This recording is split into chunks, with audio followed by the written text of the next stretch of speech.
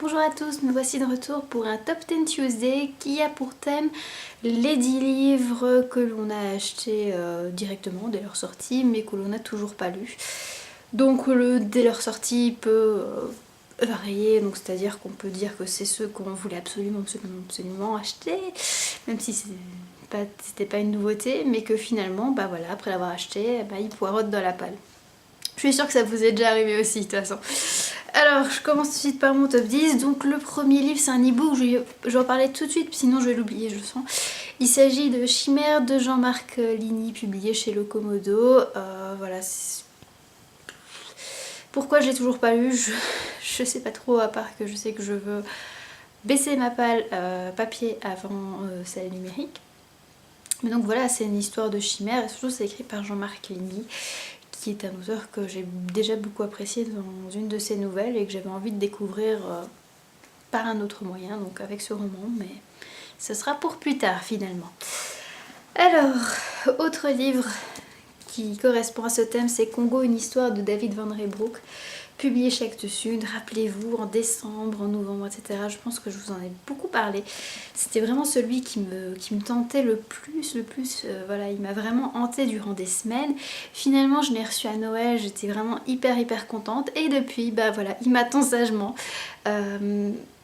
Pourquoi je commence pas, je sais pas, à chaque fois je me dis que c'est pas le moment.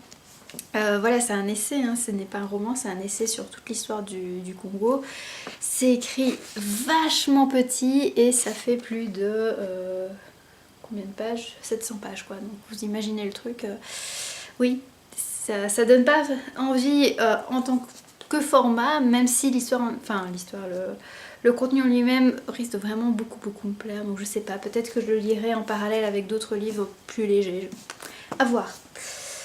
Une autre grosse brique qui est dans ma palle, c'est Warbreaker de Brandon Sanderson, publié chez Orbit. Je me disais que j'allais attendre que le tome 3 de Fils des Brumes sorte en poche avant de me mettre à ses autres ouvrages, mais quand j'ai appris qu'il a été repoussé de 6 mois, et que donc on l'aura qu'en octobre au lieu de avril, je pense que je vais pas tenir aussi longtemps sans Sanderson, et donc peut-être que Warbreaker va passer à la casserole. En poche, il y a Dans la ville d'or et d'argent de Kanizé Mourad, publié au livre de poche, donc parce que voilà, je l'ai cherché pendant des semaines en Belgique. Il a vraiment mis du temps à traverser la frontière. Je l'avais vu dans un partenariat Livre Addict, j'avais pas le temps de le lire à ce moment-là, donc je l'ai acheté par moi-même ensuite et j'ai pas participé. Et ben voilà, depuis je l'ai pas lu. Donc ça raconte l'histoire d'une des femmes, de la 4e épouse du roi qui s'appelle Azrat Mahal et qui a participé activement, on va dire, à aider l'Inde à devenir plus indépendante. Je suis vraiment fan de la couverture, qui rien qu'elle m'invite au voyage, et j'ai vraiment envie de voir ce que ça peut donner. Mais voilà, toujours pas lu non plus. J'ai également acheté il y a quelques mois de ça, c'était en juillet ou en août, je sais plus trop, quand les filles sont venues. Donc Le Retour d'Highlander, le gardien de Margaret Mallory. C'est mon premier mini-romance, je voulais tester cette nouvelle collection dont j'entendais beaucoup de bien, mais j'arrivais pas à trouver un titre qui me plaise vraiment, qui me donne envie de me lancer. Et finalement ce fut Le Gardien qui m'a vraiment tentée. Et depuis, je l'ai toujours pas lu, j'ai acheté le tome 2, pas lu non plus, donc faudrait peut-être que je lui mette pour voir un petit peu ce que donne cette collection. Au début d'année, j'ai eu une grande frénésie d'acheter des dystopies adultes modernes, on va dire, pas les grands classiques qu'on connaît. Et Écarlate d'Hilary Jordan fait partie de ceux-là. Et ils m'attendent toujours dans ma palle. Voilà, c'était vraiment mon envie du moment d'acheter ce genre de choses, mais j'avais pas envie de les lire. C'était bizarre. Mais un jour il passera à la casserole, je le sais, je le sens. Donc là, si vous connaissez pas l'histoire, c'est celle de Anna, c'est ça, Anna Payne, qui est une chrome, c'est-à-dire qu'elle a son visage qui est peint en rouge parce qu'elle a déjà... Elle a été avec un homme marié, donc adultère, et en plus elle est tombée enceinte et elle a avorté.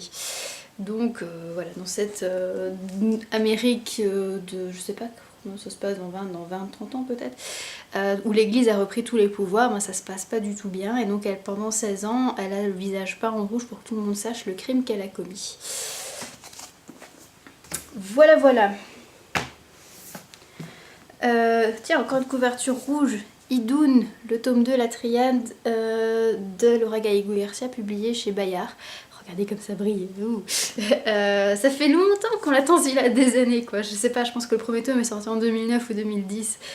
On l'attendait plus du tout et donc j'étais vraiment hyper impatiente qu'il sorte enfin, de l'avoir dans ma bibliothèque et de pouvoir le lire. Et finalement ça fait 2 mois je pense qu'il attend dans la palle bien saugement. Il faut bien avouer que c'est également une sacrée brique hein. Alors celui-là il me tente mais énormément, j'arrive pas à me le caser, ça me gave. Il s'agit de Wondla, tome 1 à la recherche de Wondla, de Tony DiTerlizzi, publié par Pocket Jeunesse. Franchement à chaque fois que je le vois, à chaque fois que je le vois dans la bibliothèque je me dis mais je dois le lire mais j'arrive pas à me le caser. Bientôt j'espère. Alors c'est l'histoire de Eva Enea qui vit dans un refuge souterrain avec un robot depuis des années. C'est même le robot qui l'a élevée et elle va un jour sortir à la surface et découvrir un petit peu ce qu'est devenu la Terre hein, parce que comme vous voyez il y a des drôles de... il y a des drôles de personnes qui habitent là-bas maintenant. J'ai hâte de voir ce que ça donne. Autre livre, L'ombre de China Miéville, publié chez Pocket Jeunesse. J'étais vraiment hyper contente qu'il sorte en poche et finalement j'étais pas assez contente pour l'entamer de suite. Donc voilà, il attendra un petit peu. Je sais pas trop l'histoire, je sais que c'est un Londres, mais pas vraiment Londres, qu'il se passe plein de trucs loufoques, mais à voir. Les avis sont parfois mitigés sur celui-là d'ailleurs. Et enfin, le dernier livre, c'est Le jeu de l'ange de Carlos Ruiz Zafón chez Pocket. Donc je l'avais acheté 1 an après avoir lu L'ombre du vent, vous savez cet excellent livre que j'ai vraiment adoré. Donc je voulais voir un petit peu ce que donnait celui-là, vu qu'on me disait que c'était... ça se passe avant, mais c'est la suite, je sais pas trop. Et il y a tellement de livres qui sont sortis de lui par la suite que moi je m'étais un petit peu embrouillée de savoir mais qu'est-ce que je dois lire maintenant? Est-ce que c'est vraiment la suite? Est-ce qu'il y a un autre qui s'est intercalé entre, etc. Donc là je remercie Bouchon des Bois qui m'a répondu sur mon article du Top 10 Tuesday pour expliquer un petit peu que oui, celui-là c'est le prochain à lire, ça va. J'ai le bon dans la palle finalement. Voilà, c'est tout pour ce Top 10 Tuesday. N'hésitez pas à me dire quels seraient les livres qui correspondent à ce thème pour vous. Et je vous souhaite une très bonne soirée, une très bonne journée, ça dépend quand vous me regardez. Et à la prochaine, ciao!